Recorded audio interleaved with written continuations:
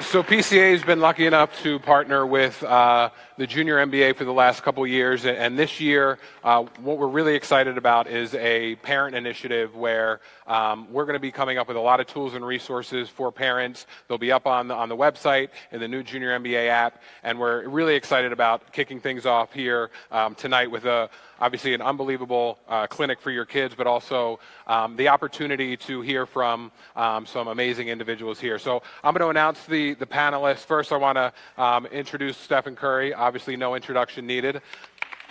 Come on up.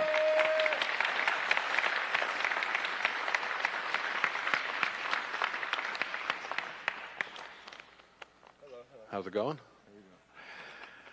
Our next panelist is the wife of retired NBA player Del Curry for 29 years, mother of Stephen Curry of the Warriors, Seth Curry of the Dallas Mavericks, and Siddle Curry, a graduated student athlete of Elon University and current athletic director of Colorado Christian School. Sonia Curry. Our next panelist is a supermom in her own right, the mother of 10-year-old twin boys who are regulars here at the Ultimate Fieldhouse, Amy Zawodowski. Amy Zawodowski.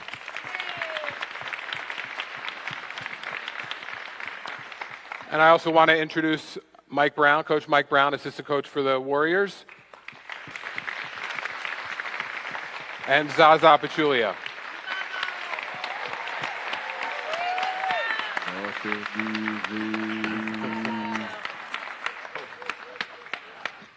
All right, so I also want to welcome everybody that's joining us via Facebook Live on the Golden State Warriors Facebook page, so tuning in from all over the world. So I want to jump into things, and I'm going to start with Sonia. You actually played sports at a very high level, played in college, and Dell obviously playing in the NBA. Your experience as an athlete at the high level, how did that play into being a sports parent and the journey that you set out for your kids? In so many different ways. One, for me, being a first-generation college student in my family, first what it spoke to me is just encouraging my children to get a college degree and to be able to perform at their level themselves if that was something that they felt they wanted to do, because I never knew that it was even a possibility for me. And speaking about coaches, getting the right coach on your team as parents, finding the right coaches for your children was very important. And so that was always important for us with our children, is making sure whoever we exposed them to wanted the best for them as people and individuals and could see what was special about them. Great. Steph, were there things that your parents did when you were growing up, and maybe they still do today on game days, or just to show support either before a game, after a game, during a game? What was that like maybe when you were growing up, and has some of that carried over to today? Oh, for sure. From my earliest memory playing organized basketball when I was, I think, 5 or 6 in Charlotte, I was always going with my mom or my dad or both. They would always sit 2-3 rows up on the sideline. She'd be the most vocal person in the gym. I'm in rehab right now. And from the start, I understood it really didn't matter what I was going to try as a kid, whether it's basketball, baseball, football. She was going to be there as support and encourage me to get the most out of it, challenge me to push myself. To kind of just get wrapped up in my teammates and the whole experience of playing, a team sport, because it could teach you so much about yourself and about life. And I knew, with that confidence, as a kid, that's all you really want, is to know what you're doing, that they actually care about, and your parents actually care about it, and are going to support you the whole way. Great. And even today now, she'll still text me encouraging words from time to time. Obviously, parents know best about what's going on with their kids, and they can kind of tell by body language, facial expression, whatever, if you need to pick me up or something like that. So she's really timely in those situations, and a big inspiration for why I write scripture on my shoes when I play. She texted me right before my first practice at Davidson. one of her favorite verses and wanted me to find one of my own that could, inspire me as I embarked on a new journey and things like that. So those little moments I remember along the way, and it's given me all the confidence in the world. Great. Thank you. Thanks for sharing that. Amy, let's talk about, 10-year-old twin boys.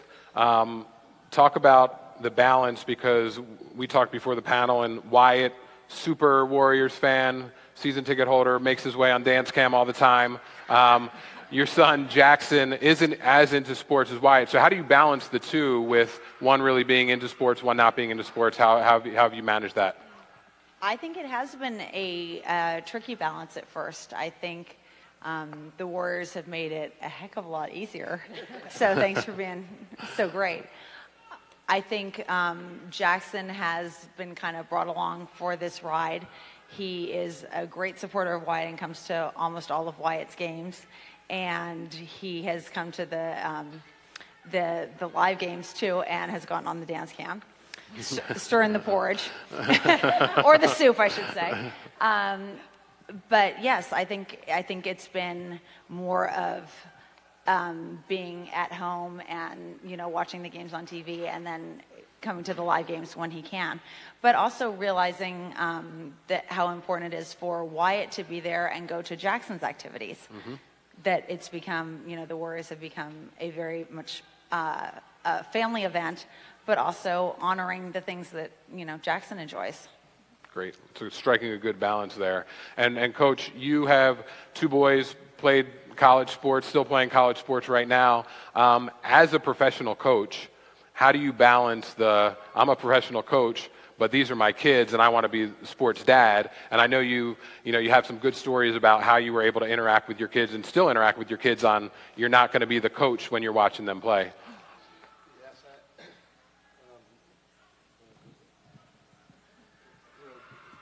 I don't like the mic anymore. Can you hear me?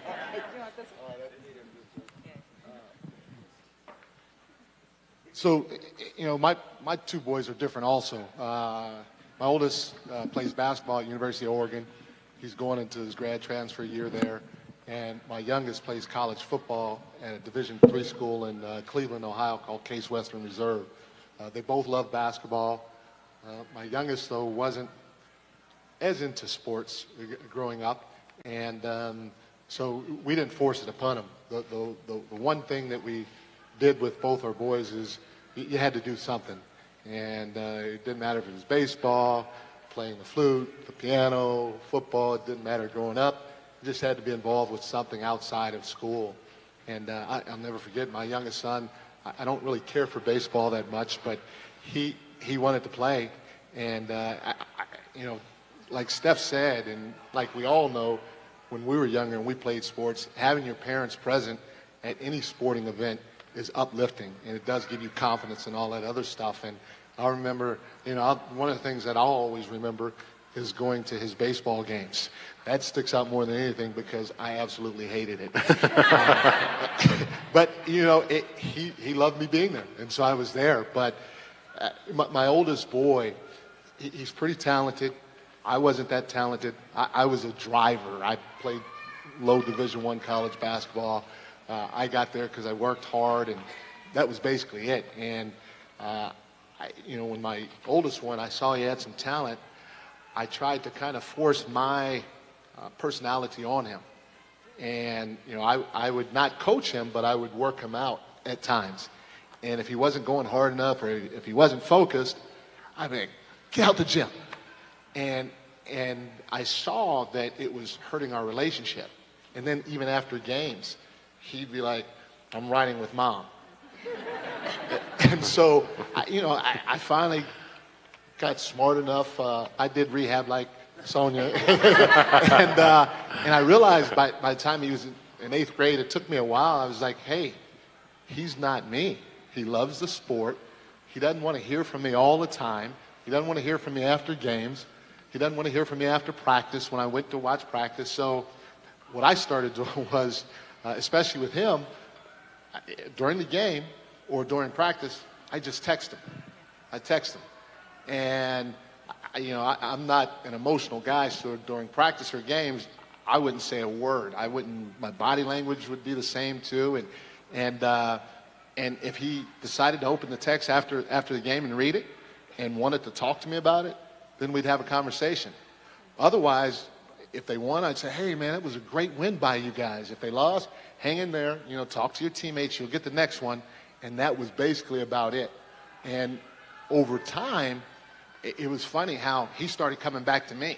He'd read the text, he'd want to interact with me, and it helped our relationship tremendously going forward. So, with raising my two boys, especially in sport, for me, that was the biggest adjustment, was me not talking to him all the time about, and I thought I was positive most times, but the kids don't want to hear it. Even when it comes to basketball, I was like, man, I coach in the NBA, and he doesn't want to hear from me. But over time, I saw that helped our relationship tremendously, and he wanted to interact with me more, and he didn't feel the pressure of, I got to hear from Dad again, even though I really know what I'm doing. So if there's anything out there that I encourage you to do is, after a practice, after a game, when you watch your kid play or perform or whatever, is give them some space, no matter what their personality is. I think that's a big thing, and it can help your relationship going forward and help them continue to really love the sport that they're in. Thanks for sharing that. I think everybody can take away that idea of asking our kids for permission to give them feedback, because they, like Coach said, they might not be ready at that time, but eventually they will, and it seems like he's been coming back for more and more. So Zaza, obviously a couple kids in youth sports yourself, and everybody knows you as the center on the championship NBA team, but tell us about your balancing that role as being a sports parent as well.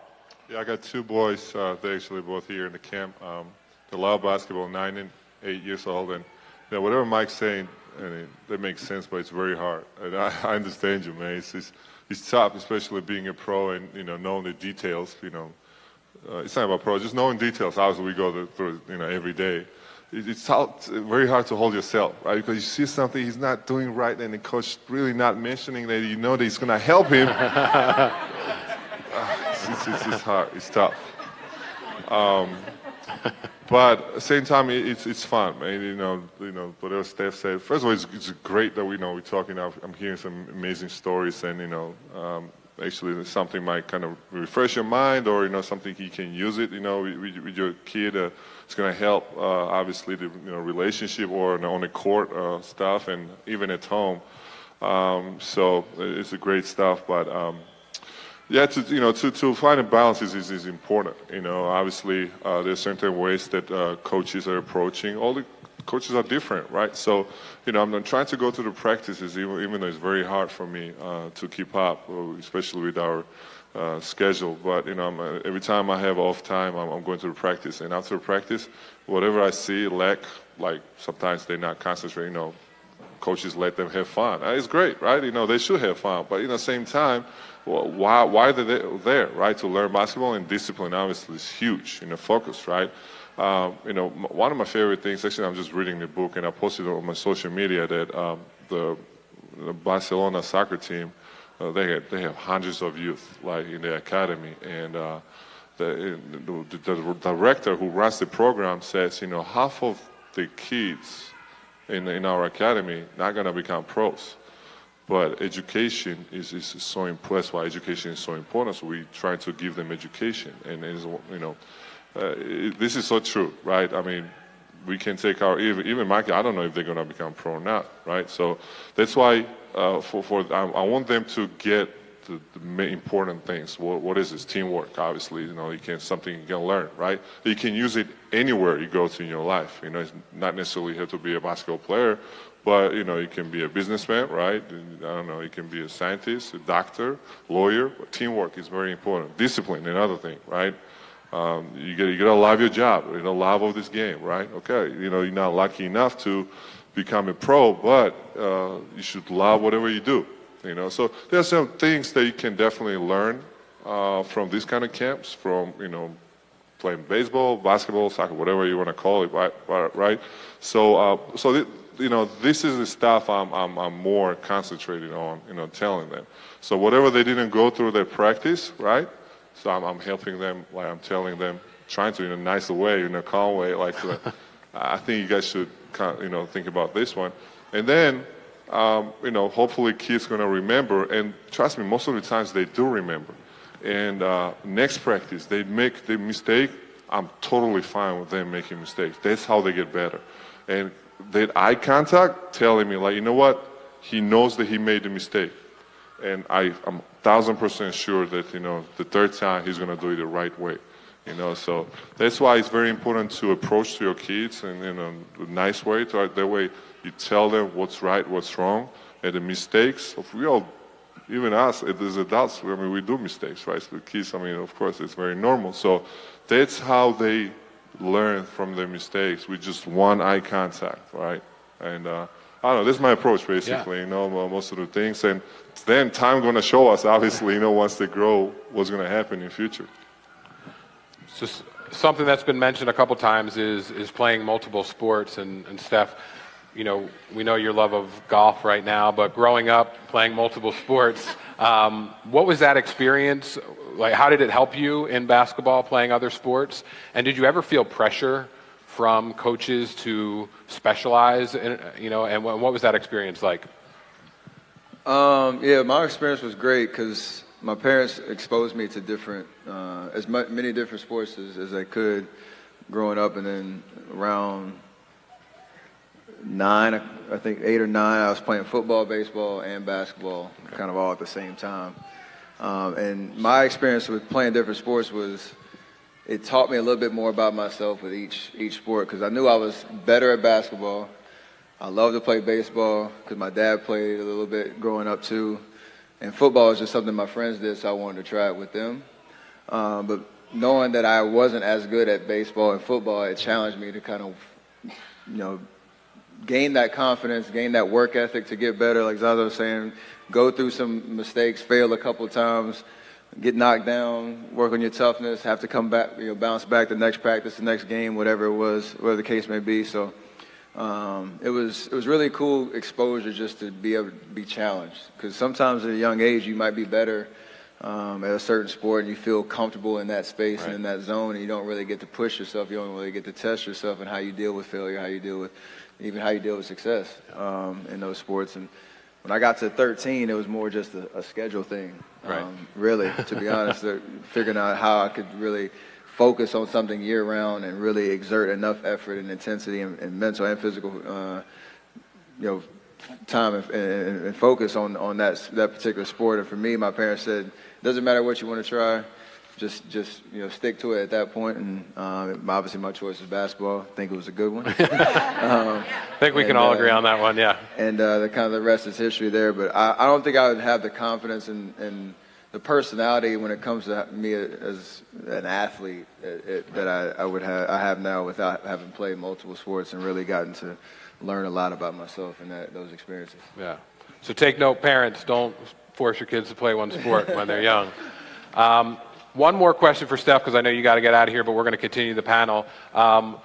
One piece of advice for the parents here, looking back at your youth sports, high school sports experience, and you as a parent yourself, as your kids start getting into that, what's one piece of advice you would give to them of, as a parent, what they should be focusing on, or something they can do to make sure that their kids are having an enjoyable youth sports experience? I mean, this panel has been awesome for me as a parent of a 5 and 2-year-old daughters, just to understand what that might be like in a couple of years when we start playing sports a little bit more seriously. Yeah. I've learned a lot just about how to balance the schedule with what your jobs are and the pressures of that part of your life, and how to bring energy and that positivity and that love to your kid when it's time for that. Our Coach Brown talked about giving your kids space and letting them be able to kind of go through the different ups and downs of what sports brings you, and build that relationship with parents as they go through their years, exposing them to other sports and events that you can bring the entire family and have that bonding experience. and even just sending timely texts that my mom still does to this day. So all these things are great. I mean, I don't have the magic formula, but these are all great points that as kids and those guys those boys and girls that are in that gym over there, that they'll remember. Whether they become a professional athlete or whether they become a professional in any other field of life, that they'll remember how you guys as parents help them navigate, their childhood when it came to their passions and when it comes to sports. And it's great that you're all here and can pass it on to them. So. Round of applause for Steph Curry. I know you got to get out of here, so thank you very much for joining us. Yeah.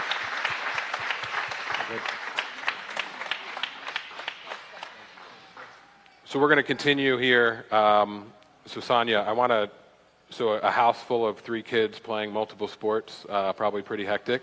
And you have two sons that are in the NBA right now. But can you talk about the sibling rivalry? I'm sure many parents out here have multiple kids, and how.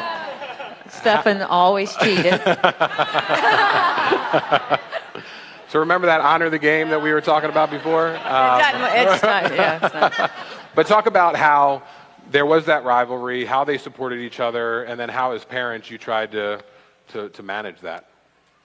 Well, I think the rivalry just comes from being human. You're right. From the birth orders, and for some reason that middle child always thinks that the oldest child gets everything, and then the baby always thinks that all the rules changed when she was born. Right. And it didn't. She had the same ones. So it was there. But I think the beautiful thing about that is they got the same experience in their home that they would when they went outside their home and they were on the team. So they basically just had a smaller team in the house all the time. Right. Everything was a competition, from setting up dishes to who's going to finish their chore the fastest to constant basketball games all the time. I mean, my daughter just had to either go with it or just totally be left out, and she decided she was going to join in too. So they were always playing basketball, and it got rough. Yeah. And there were times where I started off as a mom wanting to fix it, and I learned that I just got tired of trying to fix it, and just let them go for it. Yeah. And one of the things that, then I learned and trusted was with Stephen, he was tough on them, but he's very gentle with them too. Yep. And then with Seth, he was not as gentle with his baby sister, but that made her stronger. Yeah. So it's just like life, what, the others were talking about, their life skills. Life isn't going to be fair to your children when they get out there. There's not going to be equal time, and they've got to learn how to mentally get over those things and to press through and adjust. And that's really, really important, and that's life. And, we don't want to solve all the problems for our children. So let them go, give them that space, and they'll figure it out. Yeah. Innately, they will figure life out and how to win the next time. We have a funny story. Dell coached the boys in high school, and one day he came home and he looked really flustered. And I was like, well, what's going on? And then he just started laughing, and I was like, okay, explain to me. And he said, well, your boys got in a fight at practice today. And I said, oh, really? Mouthing off to them. He said, no, they were rolling around on the court because Stephen went to steal the ball and Seth wasn't going to happen, so they started wrestling on the floor.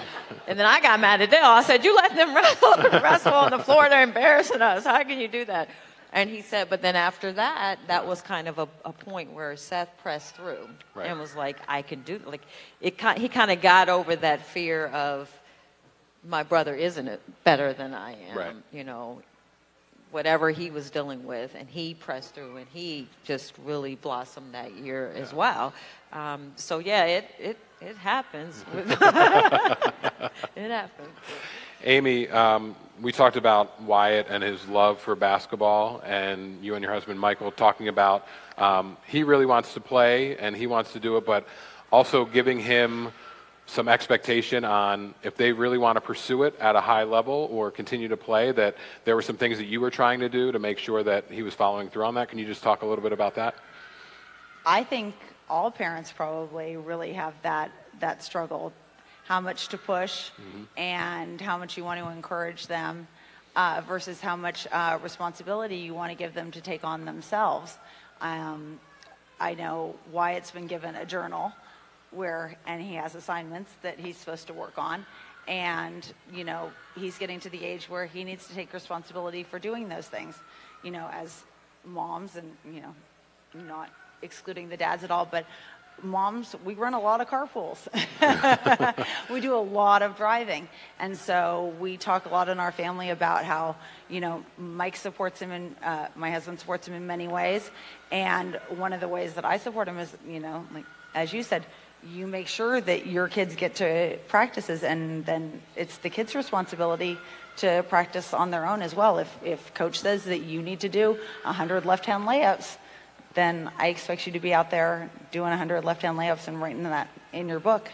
And, you know, it's not always, you know, the most exciting and fun, but that's how you get better. Yeah. And I think, you know, the Warriors have set a great example for that work ethic.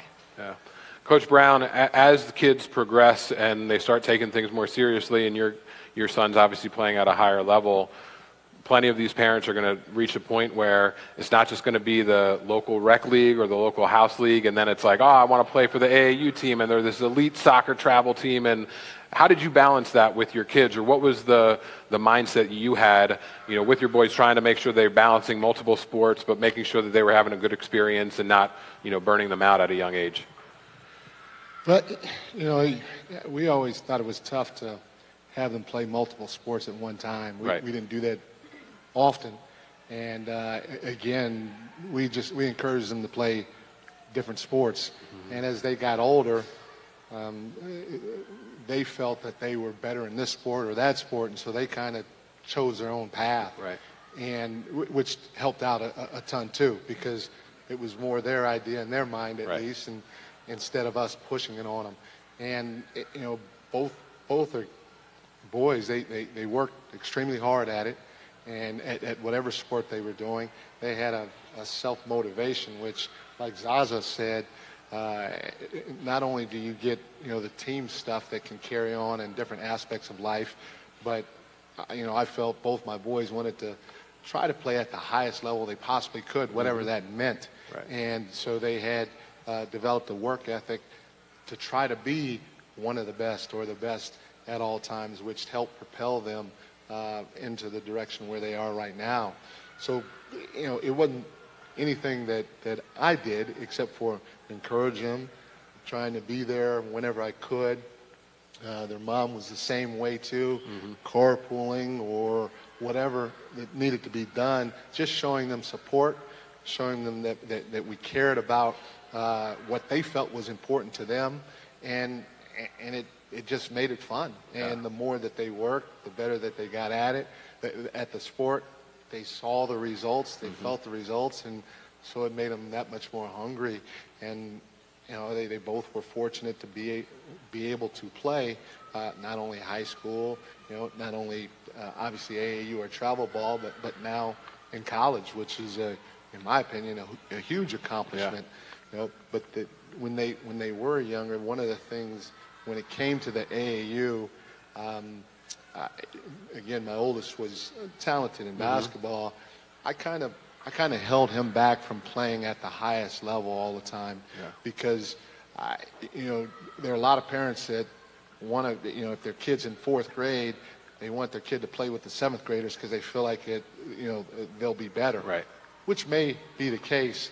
I was always worried about, you know, that kind of stunning my kid's growth. You know, if he played with older kids, you know, would he have a chance to maybe try to figure out how to lead, you know, a team or lead a group of boys, or would he have an opportunity to be able to, you know, play minutes or, you know, or play whatever his game was at the time. And so I kind of held him back and always kept him with kids his age, and you know, if he excelled, great. If he didn't, great. It didn't matter. But I felt until a certain age, which was 9th grade, that was the best thing for him. And then when he got 9th grade, because high school, it is fun, but Right. it's more serious. More competitive, yeah. It's yeah. more competitive. Yep. And, coaches get fired, because they don't win. And so, that's when I felt, if he wants to continue to play not only in high school but in college, I'll put him in situations where he has to find his way and has to figure out how to excel in order to be able to keep playing or growing in that particular sport. Great.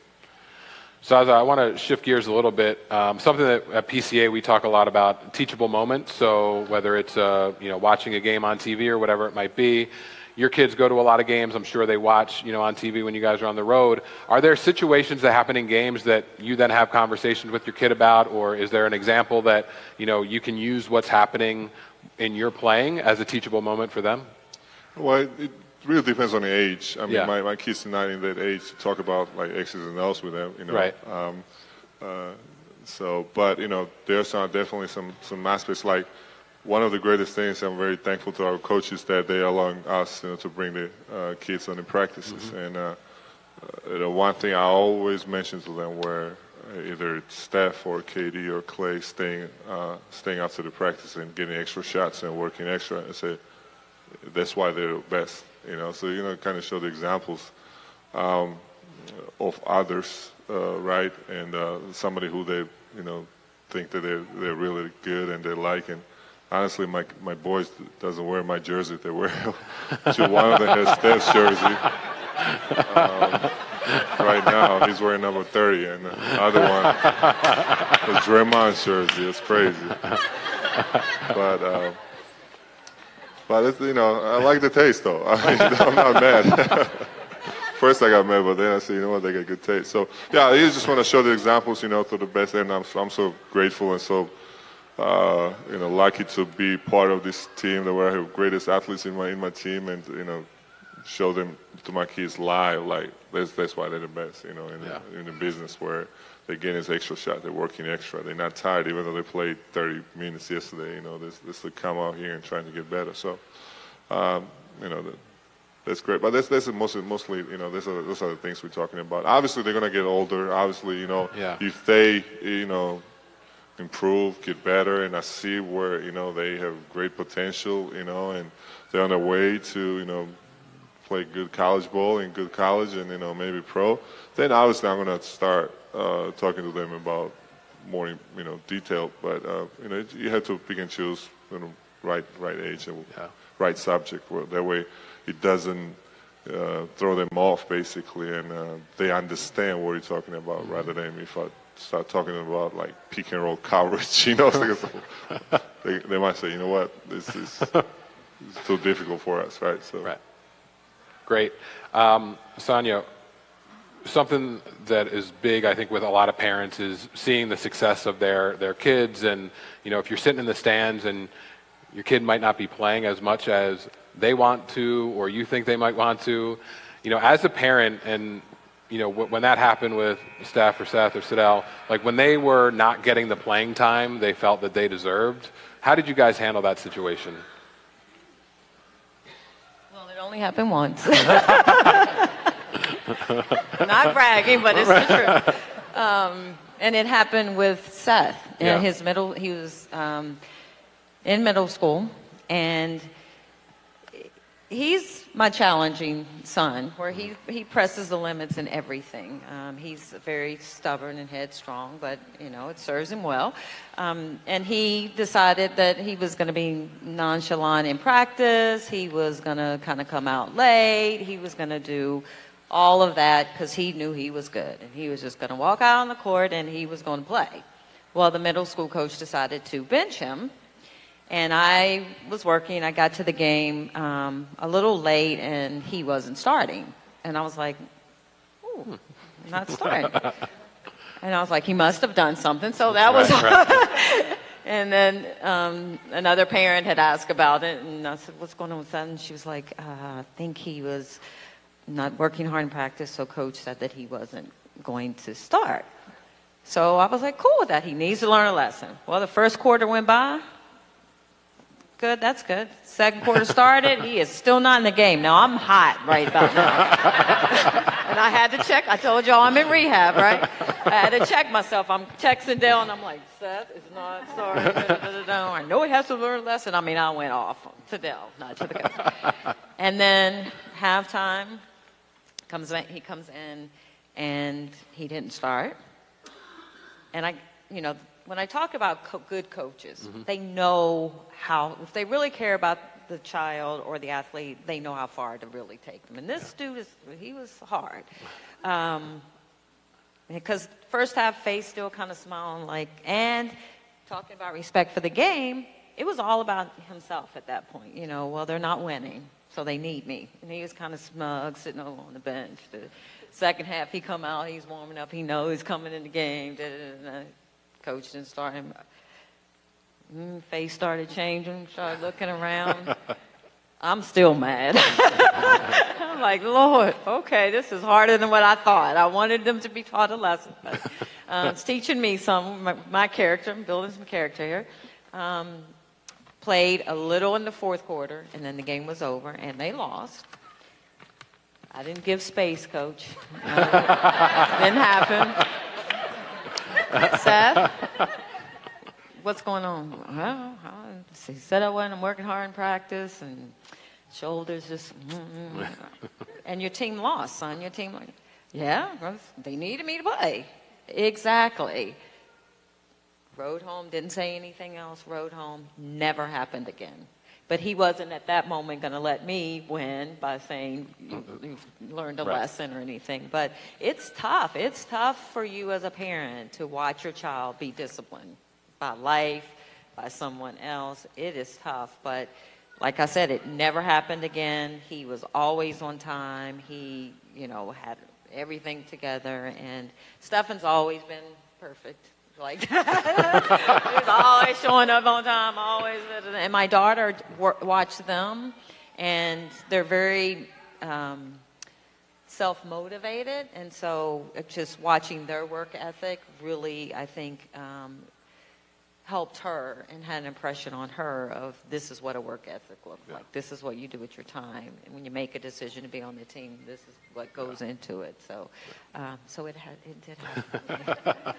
Well, we are out of time, but Sonia, Amy, Coach Brown, Zaza, I want to thank you guys so much for spending the evening with us and providing so much valuable insight to the parents, not only here, but out on Facebook Live. All the parents here, we're going to head back into the gym to watch the last 10 minutes of the clinic. And thank you very much for being here. Make sure you visit juniormba.com for more information. Thank you. All parents can move into the gymnasium right now.